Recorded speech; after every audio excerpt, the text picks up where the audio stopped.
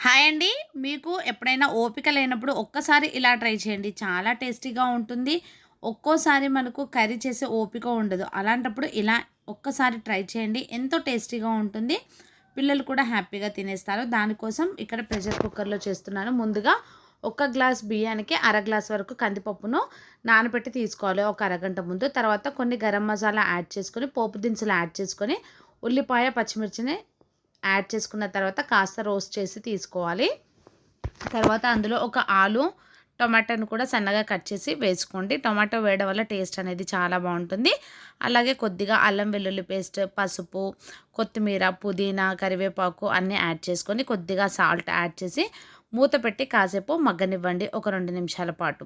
తర్వాత మూత తెరిచి చూస్తే ముక్కలన్నీ కూడా ఒక 50% వరకు మగ్గిపోతాయి. తర్వాత ఇందులో మనము నానబెట్టి పెట్టుకున్న పప్పు అలాగే బియ్యాన్ని కూడా వాటర్ అంతా తీసేసి యాడ్ చేయండి. యాడ్ చేసిన తర్వాత ఒక అర నిమిషం పాటు మీడియం ఫ్లేమ్‌లో బాగా మిక్స్ చేసుకోవాలి. మిక్స్ చేసిన తర్వాత ఇక్కడ ఒక గ్లాస్ బియ్యానికి నేను 2 గ్లాసుల వాటర్ అనేది తీసుకుంటున్నాను. మనం నార్మల్ రైస్ ఎలా కుక్ చేస్తామో అదే విధంగా కుక్ చేసుకుంటే సరిపోతుంది. ఈ టైంలోనే కాస్త సాల్ట్ కూడా అడ్జస్ట్ చేసుకోండి. పడితే వేసుకోవచ్చు. అంతే అండి. ఎంతో యమ్మీగా ఉండే పబ్బియ్యం అనేది రెడీ అయిపోతుంది. ఈ రెసిపీ మీకు నచ్చితే ఖచ్చితంగా లైక్, షేర్, కామెంట్ చేయండి.